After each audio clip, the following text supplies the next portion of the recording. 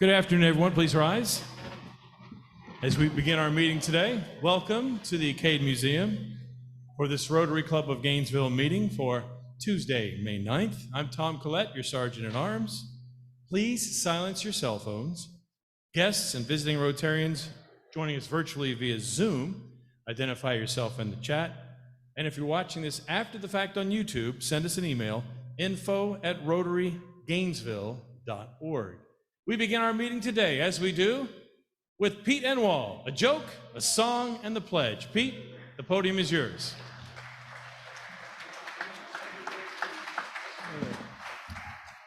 Well, if I appear a little sleepy today, just bear with me. I apologize. I had to sleep on the couch last night. My wife and I got into a big argument, but we made up, and so we're doing okay. And she said, "Well, I just want to explain, why I thought that you started this argument." I said, "Well, I listened." I said, "I want you to know that I wasn't trying to press all your buttons. I was just trying to press the mute button." The couch was comfortable. We're going to sing "God Bless America," and because of the carnation, we're going to sing it to the tune of "God Save the King." I'm sorry, we're going to sing "My Country 'Tis of Thee." Yeah. I can't see Gordon over there. My country 'tis of thee, sweet land of liberty, of thee I sing. Land where my fathers died, land of the pilgrim's pride, from every mountainside, let freedom ring. Please join me in pledging allegiance to our flag. I pledge allegiance to the flag of the United States of America, and to the republic for which it stands, one nation, under God, indivisible, with liberty and justice for all. Thank you, Pete. Now please remain standing for our invocation today, offered by Ernest Hull. Ernest?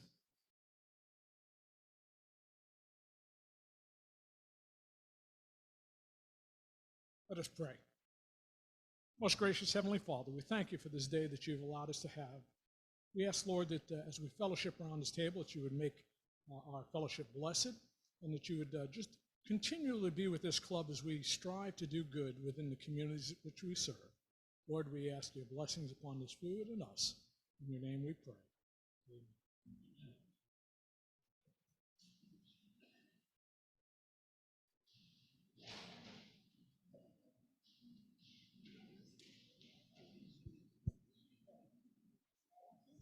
If you're visiting us today, please remain standing. While we look for visitors today, we do have an umbrella that was turned in from our club at the front. It's a blood donor umbrella, so if you left your umbrella, we have it. We'll put it at the welcome table.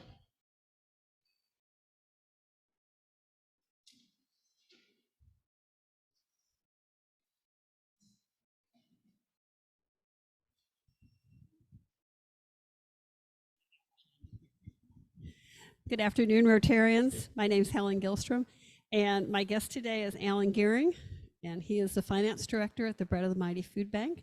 He came to our meeting the day that we gave the check to the Mighty Food Bank, and now he's back because he thinks he might want to get to know us a lot better. So glad to have you here.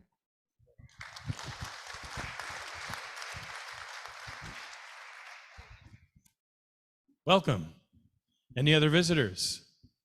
Thank you very much. Moving on, we have an announcement for you. We've got to ask him to come up from the video table for just a moment. Brendan Shortley, everyone.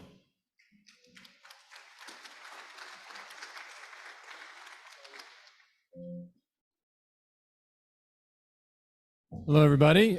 You hopefully have read by now your email about the donation drive that's going on this month for Helping Hands Clinic. You may have remembered, hopefully, some things about a presentation I gave last year about what we do. Real quickly, the homeless and poor obviously need health care too. And it's not just because we want to do good, it's because the stats prove that the savings no matter what side of the political aisle you sit on, are astronomical. Emergency room visits are ridiculously expensive and inefficient. Why not have frontline clinics that can take care of a lot of this primary care for us, both in a charity way and also in a monetarily savings kind of way? So think about it from both ends of that spectrum. So we're doing a drive, and I should, as a qualifier, say that it was not my idea, because I know some of you are thinking, oh, Brendan, great. You know, how'd you weasel that in to make a donation drive for the clinic you founded? No, it was totally not my idea. Dr. Randy Caden, thanks to him. I don't know if he's here today, but thank you, sir, for pushing that and getting the board to approve that. So anyway, just to remind you of a few things, we've done 50,000. That's been updated. It says 40,000 on your email, but it's been 50,000 visits, 12,000 individuals, over 100 and some volunteers, almost $1 million in value. The state of Florida puts a value on your volunteerism. So we're trying to do a lot of stuff for free, but we also need stuff to give out, and that's where you all come in. So we need anything you can think of. I know some people are thinking, well, are they going to really need that? Are they going to need another pair of shoes or whatever? Soaps, shampoos, shaving cream. We give it all out every week to people who need it. So, and even if we don't use it, I guarantee you, being here 35 years doing this, we're going to give it to other clinics. It trickles down, it gets used, it doesn't get wasted. Trust me, we're going to use it. Of course, monetary donations are always best. I would be remiss if I didn't say that briefly. Anything you give us, whether it's money or things, for the next few weeks, we're going to be out here after the meeting. Every meeting for the next 2 or 3 weeks, I'll be here every time with a truck that you can bring stuff out, and we'll just load it up. I'll be parked right outside. But anyway, monetary donations would be great. Made out to Helping Hands Clinic. The point is, it's going to go towards prescriptions. It's going to make things better. I was trying to show you some of the stats here on the improvement. Right there is a good stat. You may remember that from last year. Just doing housing and healthcare alone astronomically changes the data for the diabetes and all the different diseases that we just, think are not as common, but they're going to bankrupt our healthcare system in the next 30 years. But obviously, we're going to try to help with that. And this is what happens when you do some of that. Just a little bit of good goes a long way. And that's all I wanted to say. Basically, we're trying to combat homelessness. I could keep going forever, but I'm going to stop because I'm going to bore you. But please give what you can. Bring it to the meeting. Bring whatever you can. We'll take it right out of your hands. Thanks.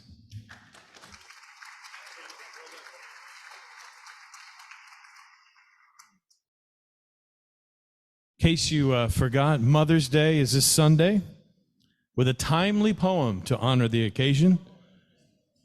I heard that from the front row. You can't groan yet, he's not up here. Come on now.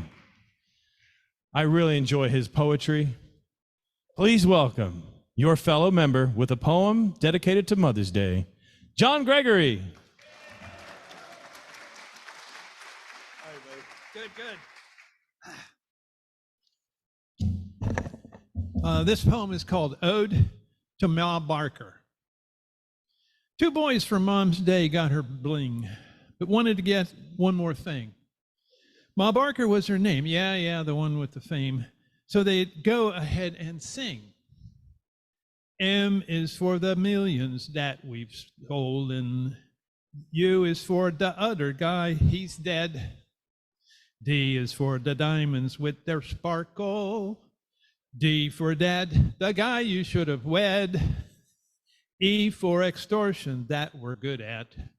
R, the round we've saved for Elliot Ness. On Mother's Day, we hope the cops will leave you with sons at peace and never put to rest.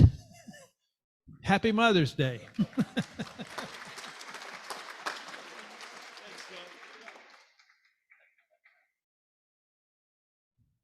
I didn't know you had that singing talent. We'll have to call on you for songs once in a while. Give Pete a break. It's now time to really move this meeting forward. Please join me in welcoming out to the podium your president, Greg Young.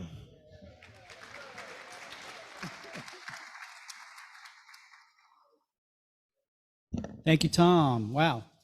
John, I didn't know you had that talent as well. So good afternoon, everybody. It's great to see you here at today's meeting. I'm sorry? beautiful voice, soprano, a cappella, whatever, baritone. So you may recall, or actually, you may recall that last week I said we were going to be out there on the terrace for our meeting this week. But I want to thank Jenna here, raise your hand, Jenna, and her crew, her team here at the Cade. They worked really hard yesterday to be able to get us back in this room instead of the terrace. They have a new exhibit installed and the crane is gone, so we'll have to come by and see the new exhibit sometime, Jenna. There you go. John, I think they have your car parked for you as well. So let's see, what else? There will be a brief Service Above Self Middle School Awards committee meeting with Helen Kornblum. Helen, raise your hand, please. Helen's back there in the back, so see her if you're on that committee. I would also like to say, Mr. Brennan, if you could bring up the slide there. We had a fun and fellowship this last Wednesday at Bingo's Deli. We had a good turnout. And then also we had somebody come join us at the last minute who was on his, I think I just saw Wilbur walk in. Wilbur, that's for you. You rode the green transportation to the meeting. So thanks for doing that, buddy. There it is. Awesome. Well, anyway, next time, keep your eyes open for our next Fun and Fellowship. We have a good time. It's a great way to meet new members and new members to get to meet the existing members. So at last night's board meeting, we approved 5 new members. And I saw Kevin. Kevin, where are you? Kevin, stand up, please. Kevin Amati. Kevin is the CEO. He's the CEO of Oak Hammock through the University of Florida. Mabel Baker, I didn't see her come in, but Mabel is the interim director of the Blunt Center. Ryan Kerr is the CEO of Tucker Davis Technologies. Anthony Trauna, owner of Tropical American Timber. And I know Susan Maston came in. So Susan, please stand up. As you know, she's the volunteer director of Sustainable Cambodia. She's been engaged with this club for a long time. She finally got married. So thank you. Awesome. Well, please welcome all these new members to our club. When you get to know them, introduce yourself so they feel welcome.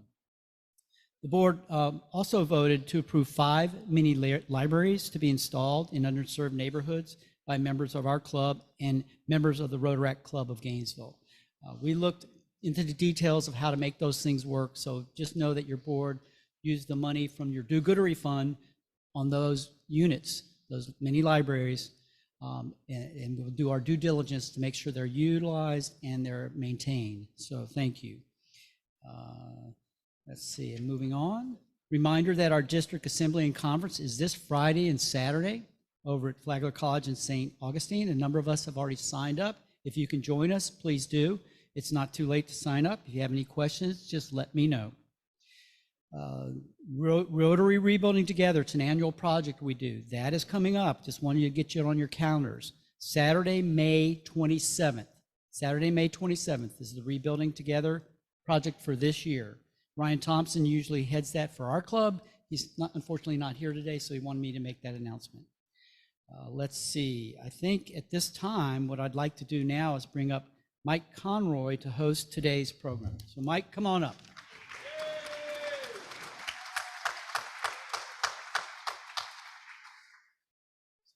Thank you, President Craig. Good afternoon, Rotarians. 2 things I want to say. First of all, the bulletin, this is not about me.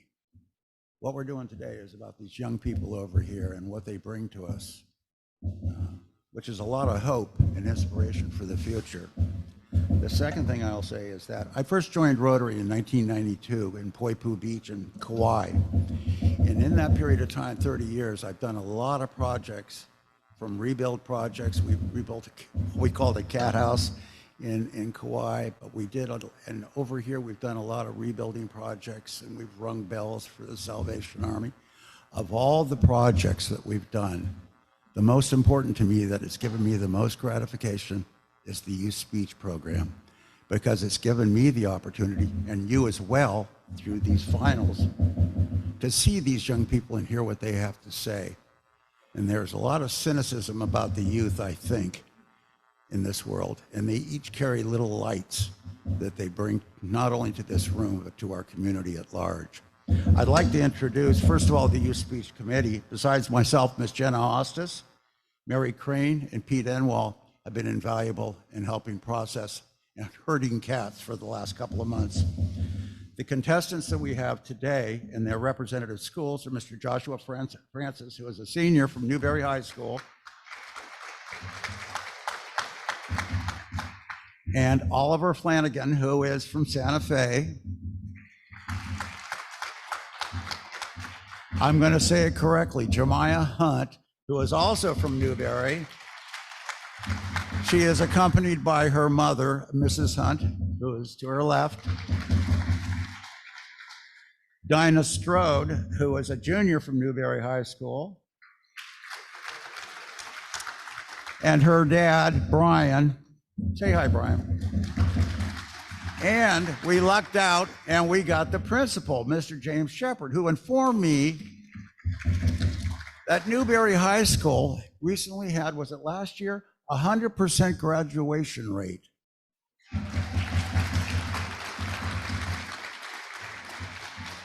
Now, as you recall, over the years, we've had students from various schools, and it used to be when I first got into this club, they were from Buchholz, they were from GHS, and Eastside IB program.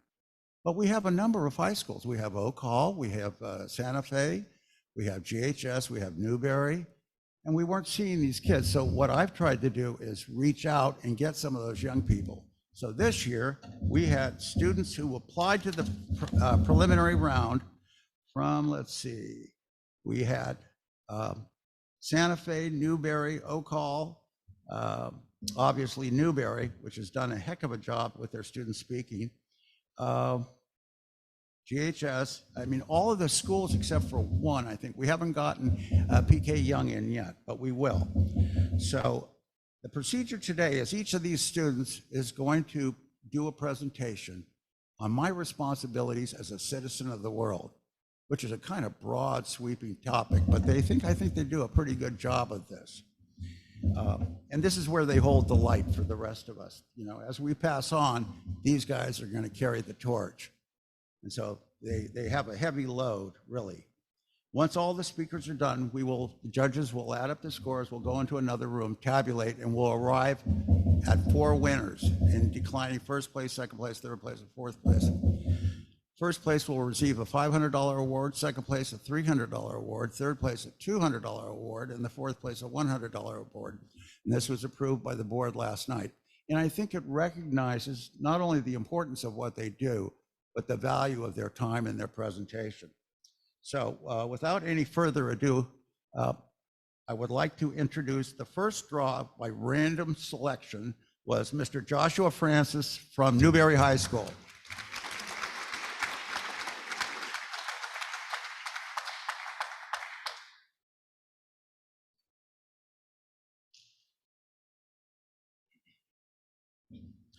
Good afternoon, fellow citizens of the world.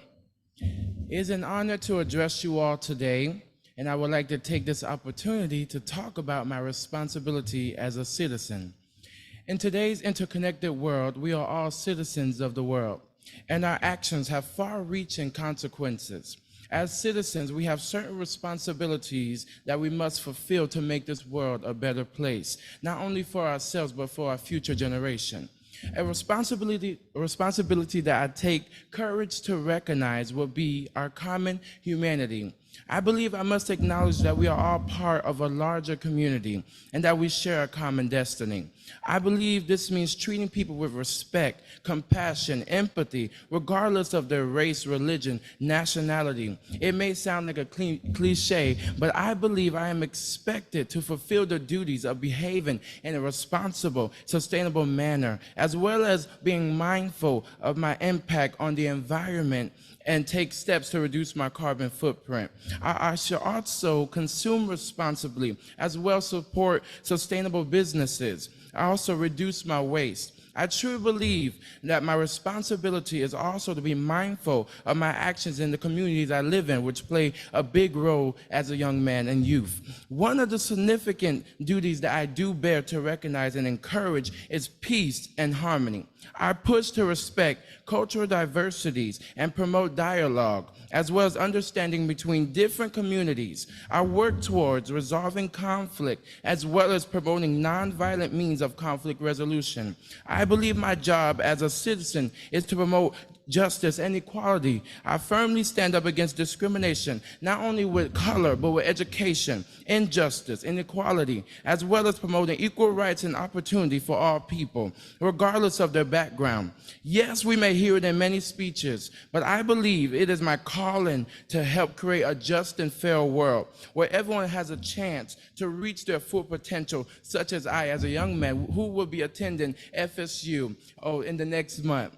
My responsibility is also to participate in democratic process, which is why I want to become a senator. Not only so I could vote bills, but to be engaged in political process and to be ensured that my voice is being heard, not only mine, but everyone that I am representing. As a citizen, I believe we should hold our leaders accountable and work towards creating a world that reflects our values and aspiration. As I come to a close, my values and aspiration as a citizen of the world, I understand, and I will not take it for granted, the significant and far-reaching impact of the position as a citizen of the world. I am aware that I must continue to affirm our shared humanity, as well as lead by example, sustainably, also equally, and encourage and engage in political decisions. By fulfilling these responsibilities, I believe in my hope and daily pursuit will aim to help create a world that is just and fair and sustainable for our daily lives. I believe as a graduating senior, I am getting ready to embark on the real world. And as I'm getting ready to embark on the real world, I decree and realize to myself to use wisdom and push for success in our economy. Not only that, but as a citizen and as a leader, I encourage my peers to use wisdom and knowledge. For a great book says, wisdom brings success. And I will always remember I could do all things. No trial could stop me. And as a citizen of the world, we're getting ready to bring triumph victory to our world. Thank you so much for your time.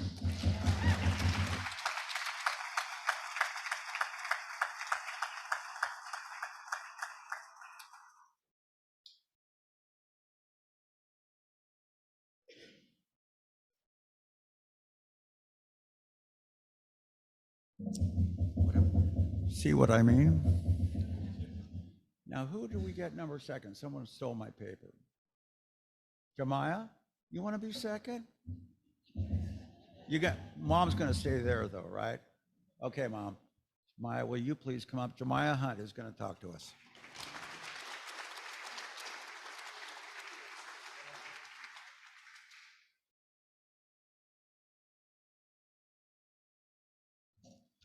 Hello, my name is Jemiah Hunt, and I'd like to discuss with you the responsibilities of being a citizen of this world. Everyone from all ages and backgrounds perceive the world through a different lens, each crafted, designed, and polished by one's own experiences and event throughout their lives. We like our custom-made lenses, but when we only look through our lens, we limit our lives and options into the box. This box represents an attempt at understanding, or rather simplifying, the world's pros and cons. Simplifying, it's in our nature as citizens to make our lives easier and less stress-filled.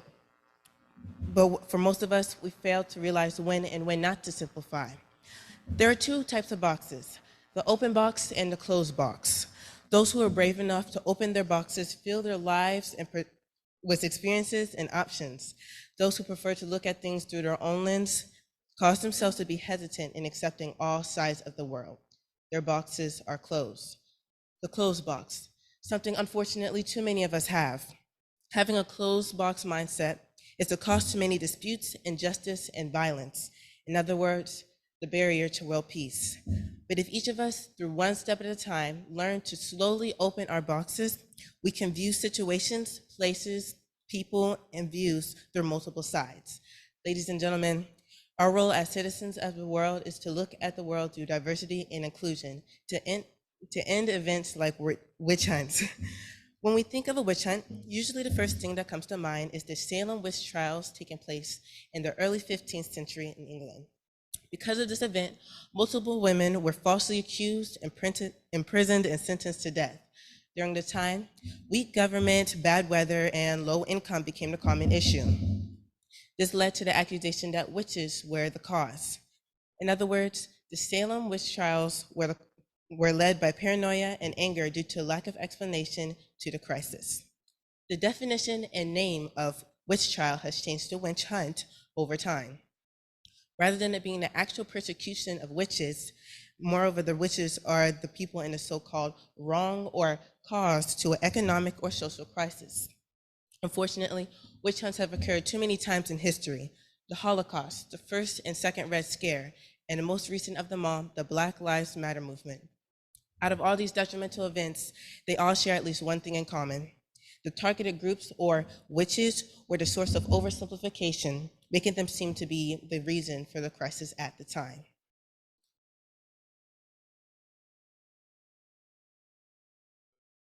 In other words, the common action of the closed box mindset, stereotyping.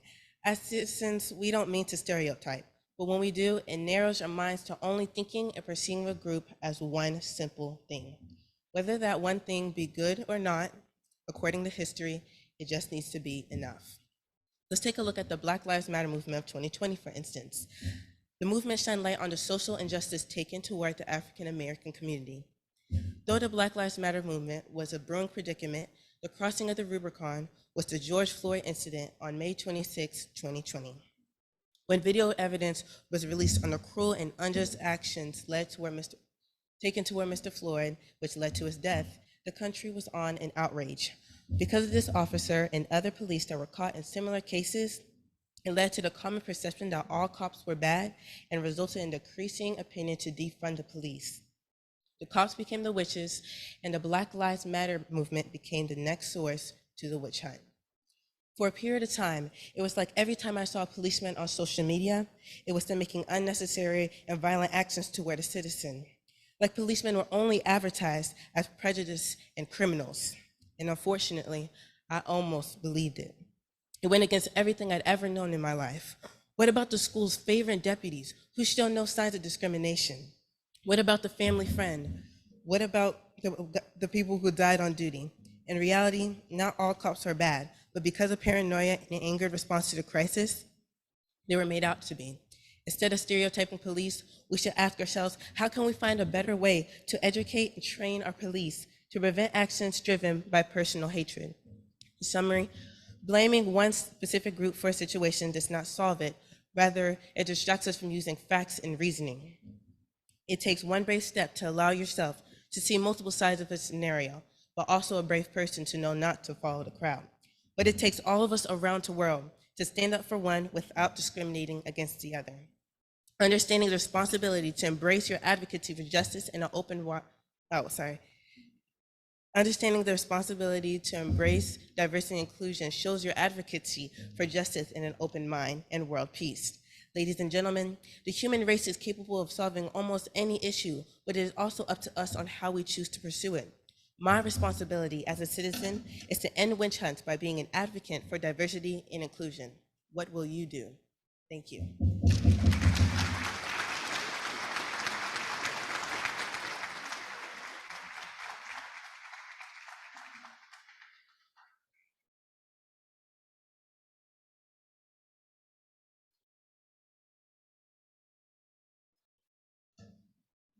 Okay, next, I believe we have Oliver is going to talk to us, and she is from Santa Fe High School, and she's just a freshman, if you can believe it.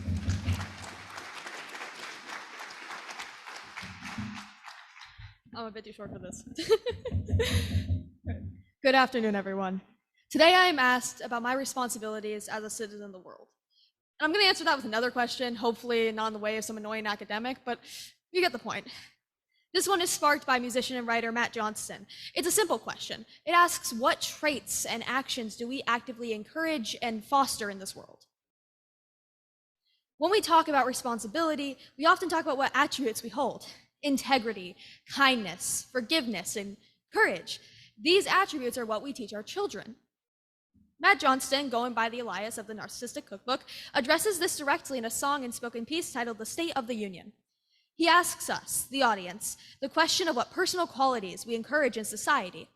He clarifies, not what we teach our children, but what we actively reward. People in power often do not get the power gracefully. We live in a system that often actively fosters dishonesty and exploitation and cruelty. We reward these traits, as Matt Johnston says, fall just short of selectively breeding for them. We reward them the only ways we can, with money, with power, and fame. And so I say, my responsibility as a citizen of the world is to reject that. My responsibility as a citizen of the world is to accept that loss in order to hold the traits we are taught, to be kind. And I'm not going to stand here and preach fairy tale lessons. I'm not going to keep on with the same thing that you've heard in every elementary classroom for the teachers here that you teach the kids. I'm not going to talk about being kind in the way you would in every moral lesson. I'm going to talk about it in the way of what I know, which is coming from the place of actively being unkind. My rejection of these ideals and my act of kindness is ultimately a defiance. My duty comes from the knowing of what it's like to be actively unkind. It is hard to be kind when you are stuck on the ground. I'm transgender. I came into the last competition introducing myself by a different name, by a different identity, and originally planning to step back into those shadows for the sake of a better chance. In defiance and in integrity to myself, I abandoned that. I am transgender. I introduce myself here today as Oliver Flanagan. I am transgender. My oppression and the overall unkindness and flat-out malicion to my identity is both systematic and interpersonal. I am transgender. I came out when I was 12 years old, and I was fresh meat, the first real transgender ever seen by these kids. So they, of course, took that bite. When you are harassed, beaten, sexualized, and assaulted by your peers, and ignored, talked down to, patronized, and denied your basic rights by the adults in powers, you lose that trust. You lose that sympathy. You lose that kindness. This is not to say I didn't deserve my anger. My anger was rightful, but my anger was ultimately self-destructive. My anger was not action. It turned to lashing out. It turned to not trusting anyone quite right. It turned to harming myself in the process. When I laid in that ruin of my own self-destruction, coughing on the debris and smoke that followed, I made a decision. I made a decision to stand up, to take a breath, and to turn that anger into action. Kindness is one responsibility as a citizen of the world. It is not close to all of it. Matt Johnston says that those most willing to lie or take advantage of others are rewarded. They're the ones to lead our institutions, to police our communities, to write our laws, to plan our wars. They are the ones we enshrine in history. They are the ones we erect statues of. My oppression, once again, as a transgender person, is not just interpersonal, it is systematic. Its laws run by people who twist religion to their word, who claim protection of children when they were the reason I stood in that wreck, who write laws, policies, and policing. I'm going to turn to Jennifer J. Espinoza. She is a Latina and transgender writer. She writes a poem simply titled Poem with "Let Us Live" following in quotations. She states that she is tired of abstraction. She says this: there were words that did this. There were hands and guns and teeth and flesh and hair and blood and men and women and laws and policies and police and witnesses that did this. The concept I introduced today is radical form of acceptance. The responsibility is acceptance with action. There were people that did this. There were witnesses that did this. Kindness is not enough. Passiveness is not enough. There should be anger in you, but there should be action in you. We as a people hold a tangible power. We as a people make change with our hands, whether young or old. We as people will continuously fight for a better world. Our responsibilities as citizens of this world is to continue that fight through active action, through the tearing down of oppressive power structure, through the active love and support and protection of those in our community, each and every day, with a fist up, with a stand, with the power we hold in our numbers, in our voices, in our actions, in breaking the bounds between generations. We will take down what has held us down. This fight will be uncomfortable. It is uncomfortable. Breaking down social norms, your own preconceived notions is uncomfortable. Acknowledging your privilege is uncomfortable. Fighting against structure that may benefit you is uncomfortable. But I would argue that it is our duty Dare I say our responsibility to be uncomfortable. Thank you.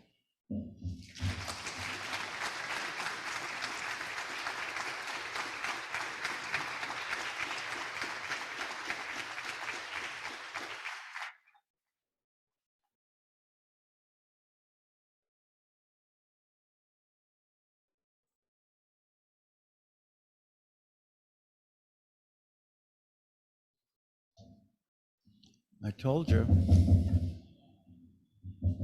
Okay, our final speaker, and after Dinah speaks to us, the judges are going to go into an adjacent room, compare notes, reach a judgment. It's going to be very difficult, I can see, because all of these kids, these young adults, are so good.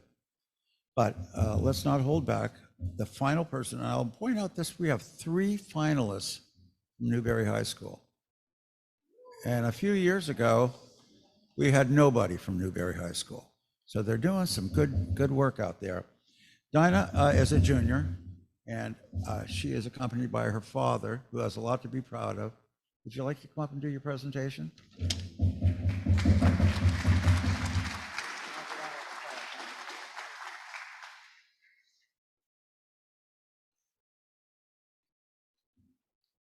Good afternoon, ladies and gentlemen. I'm Dinah Strode, a junior at Newberry High School. I'd like to begin with a question. Do you know how much pollution you yourself produce and contribute to? Well, the average US citizen has a carbon footprint of 16 tons. That's the equivalent to the weight of 5 elephants. We produce more trash than we can pick up, and it's our obligation to begin cleaning up after ourselves. Being a citizen of a community or place implies having rights and responsibilities of that place, in this case, the earth, the home that we all live in and share.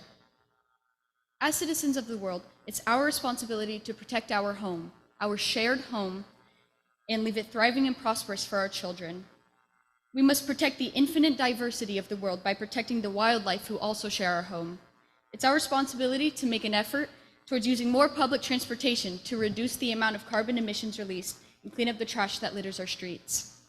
We all must raise our voices for the people and animals who have none. As a citizen of the world, each and every one of us is obligated to strive for equality for each sector of the world and to provide safety, especially for those who can't protect themselves. We must cut the exploitation of third world countries.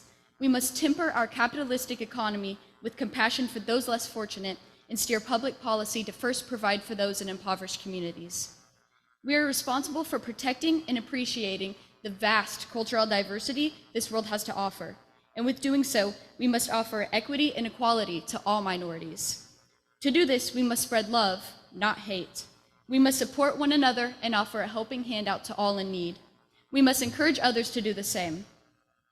We must learn to acknowledge and respect those with differing beliefs while still maintaining our individuality that contributes to the world's diversity. Like Plato has said, this city is what it is because our citizens are what they are. The world is what it is because our citizens are the way that they are. All of these are the responsibilities of each of us as citizens of the world. I believe citizenship would not and could not exist without responsibilities being attached to the title. And I hope that we all begin recognizing our true responsibilities as citizens of the world, that we all begin striving for the benefit of those who inhabit our shared home. I think citizenship requires action, and without action, you cannot call yourself a citizen. Cultural anthropologist Margaret Mead once stated, "Never doubt that a small group of thoughtful, committed citizens can change the world. Indeed, it's the only thing that ever has." Perhaps my first responsibility as a citizen of the world is to speak up like I've done before you this afternoon. Thank you.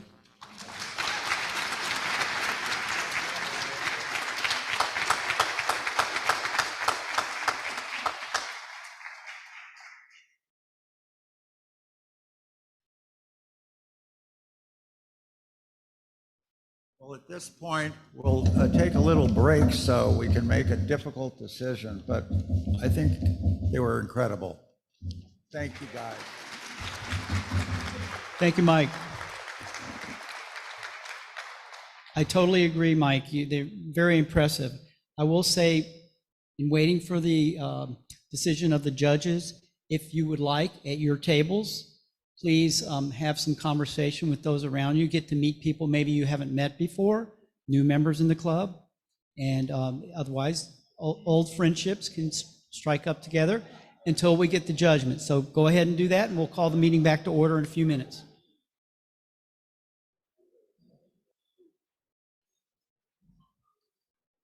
Hello, everyone.